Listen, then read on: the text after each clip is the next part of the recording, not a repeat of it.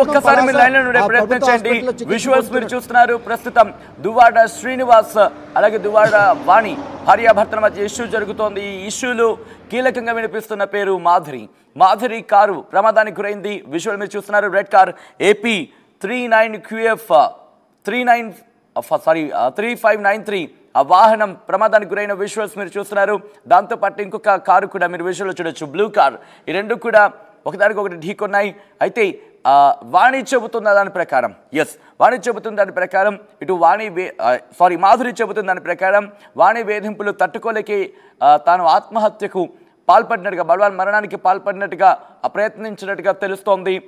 దానికి సంబంధించి breaking news చూస్తున్నారు. దువ్వాడ శ్రీను పంచాయతీలో షాకింగ్ న్యూస్ అనే చెప్పుకోవాలి. ఆత్మహత్య యత్నం చేశారు దివ్వెల మాధురి. కారులో అతి వేగంగా వెళుతూ ఆగి ఉన్న మరో కారుని ఢీకొట్టారు మాధురి తలకు తీవ్ర గాయాలయ్యాయి. పలాస ప్రభుత్వ హాస్పిటల్కి తరలించారామని ట్రీట్మెంట్కు ఇన్ఫాక్ట్ పలాస ప్రభుత్వ ఆసుపత్రికి తరలించారు. విజువల్స్లో మీరు చూస్తున్నారు. బెడ్ మీద మాధురిని అక్కడ పడుకోబెట్టి ట్రీట్మెంట్ ఇస్తున్నారు. అయితే ఇక్కడ వైద్య సిబ్బంది అక్కడ ట్రీట్మెంట్ ఇచ్చేందుకు సిద్ధమయ్యారు. కానీ మాధురి ఎక్కడా కూడా ట్రీట్మెంట్కి సహకరించకుండా నాకు ట్రీట్మెంట్ వద్దు, వాణి వేధింపులు తట్టుకోలేక నేను ఆత్మహత్యకు పాల్పడ్డాను, కాబట్టి నన్ను వదిలేయండి, నాకు బతకాలని లేదు అంటూ కూడా వాళ్ళతో చెప్పారు. విజువల్లో మీరు చూడొచ్చు. వైద్య సిబ్బంది అక్కడ ట్రీట్మెంట్ ఇవ్వడానికి ప్రయత్నం చేస్తూ ఉంటే కనుక ఆవిడ ఎంత ఫోర్స్ఫుల్గా వాళ్ళని నిర్వహించే ప్రయత్నం చేస్తున్నారు. రిమెంబర్, ఎప్పుడైతే ప్రమాదం జరిగిన కొన్ని గంటలు మనం గోల్డెన్ అవర్గా మనం చెబుతూ ఉంటాం. ఎందుకంటే ఆ సమయంలో బాధితులకు ఆ పెయిన్ అంతగా తెలియకపోవచ్చు. కొన్ని సందర్భాలు అంటే ఆ పెయిన్ స్థాయి అంత తెలియకపోవచ్చు.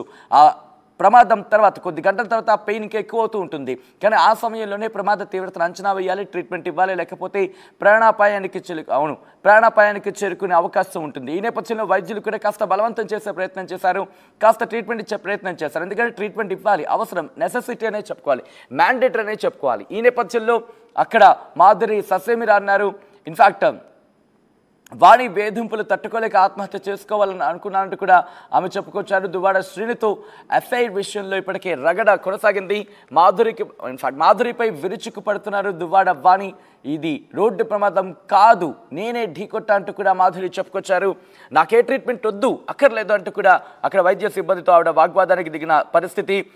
తనపై తన పిల్లలపై ట్రోలింగ్ తట్టుకోలేకే ఇటువంటి అఘాయిత్యానికి పాల్పడినట్టుగా మాధురి చెప్పుకొచ్చారు.